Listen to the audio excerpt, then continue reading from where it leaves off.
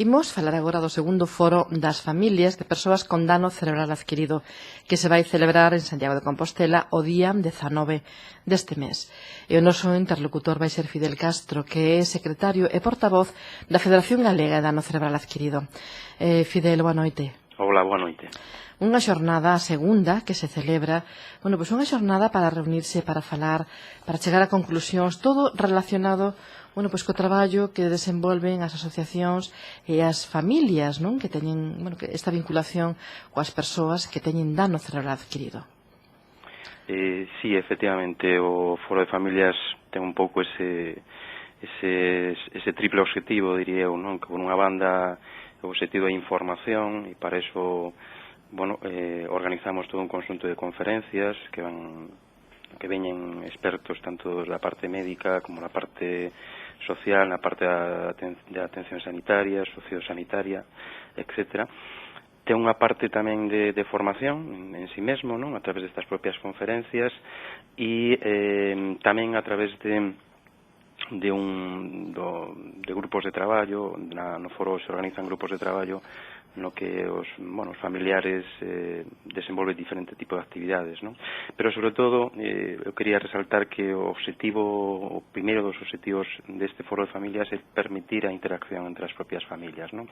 Para que podan contar un pouco a súa situación, para que podan intercambiar ideas con outras familias, e por eso, ademais destes grupos de traballo, facemos un xantar, é dicir, estamos xuntos unha vez ao ano para intercambiar, non, opinións entre todos. Eu creo que isto é moi relevante porque co foro, un pouco desde a Federación, o que queremos dar visibilidade a unha enfermedade que realmente oculta, non, unha enfermedade que é bastante oculta, e esta visibilidade queremos facela para os propios afectados e tamén para as familias, non, que ao final son os que asumen un pouco a responsabilidade dos afectados, e tamén visibilidade da administración para amosarlle un pouco as necesidades que teñen tanto os afectados como os familiares de dano cerebral adquirido, os recursos que, por lo tanto, se necesitarían para cubrir estas necesidades, e en última instancia tamén dar visibilidade para a sociedade en xeral, non? Para que a sociedade coñeza este problema, que é un problema que existe, pero que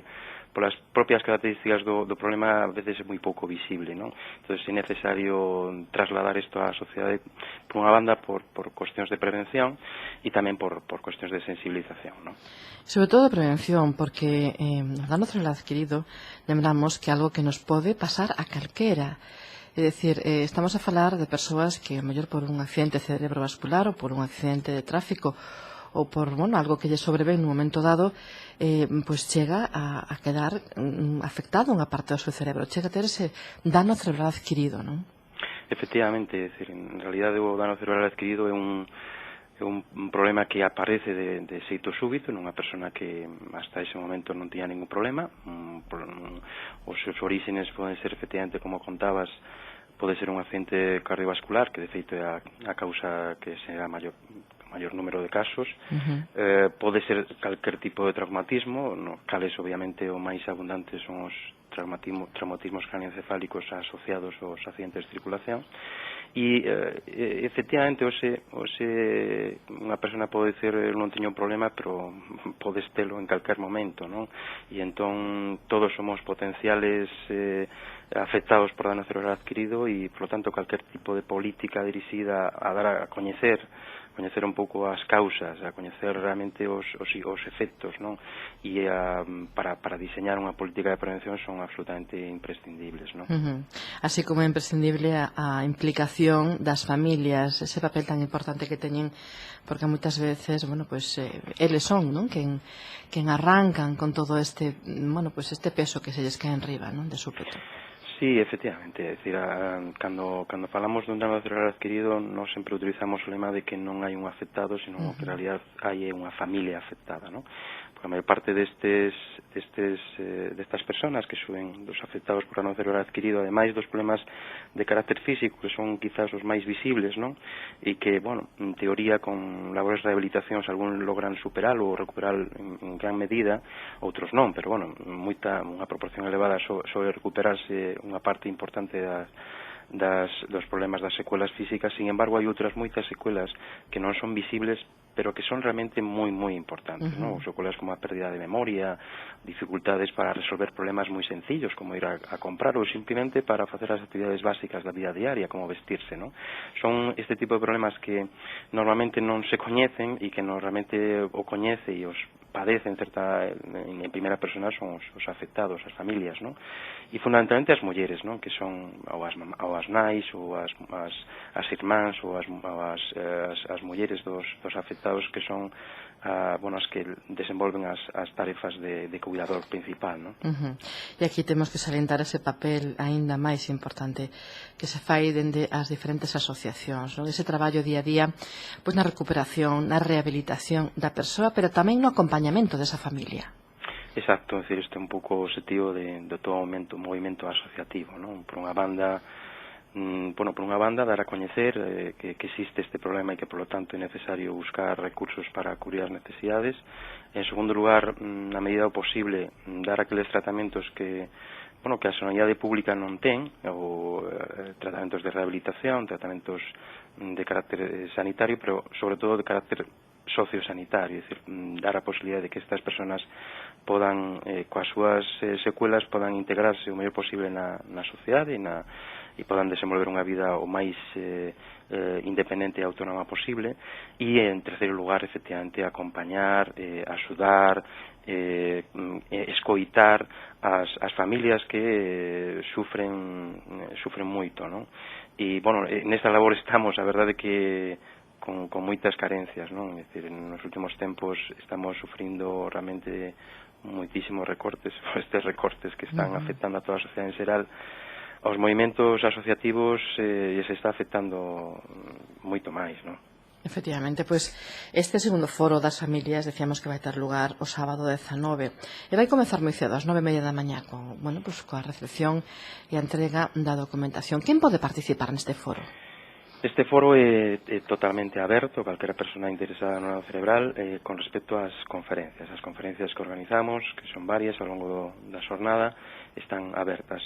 Logo temos unha serie de actividades que están dirixidas ás familias, dirixidas especialmente ás familias por dano cerebral adquirido, por tanto estas serían xornadas a máis cerradas, non? E de feito para poder participar nelas é necesario facer a inscripción a través das propias asociacións, pero as conferencias están abertas a calquera persona. Imos facer unha especie de resumo, se che parece, sí. Fidel, lo que vai haber ao longo de todo o día.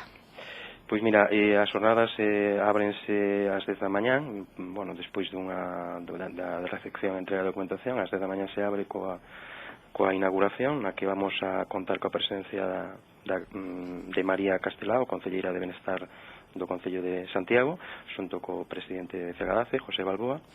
Logo ás 10:15, de 10:15 a 11, teremos a conferencia inaugural titulada O papel reivindicativo das asociacións, que vai contar con Valeriano García, que é o director xerente de FEDACE. FEDACE é a Federación Española de Dano Cerebral.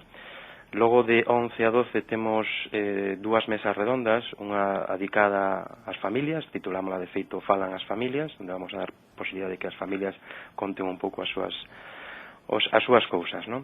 E unha segunda mesa redonda que será Falan as persoas con dano cerebral adquirido, onde damos posibilidade de que afectados por dano cerebral adquirido nos conten un pouco a súa experiencia, non?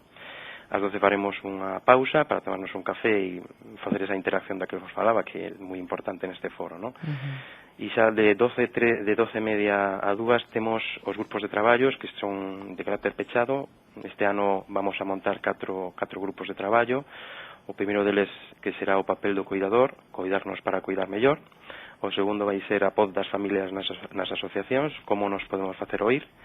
O terceiro será o obradoiro de autocuidado físico e, por último, o cuarto será o camiño á autonomía persoal, pautas para traballala desde a familia. O sea, son mesas ou grupos de traballo dirixidos ás familias en diferentes aspectos que afectan ao dano cerebral adquirido.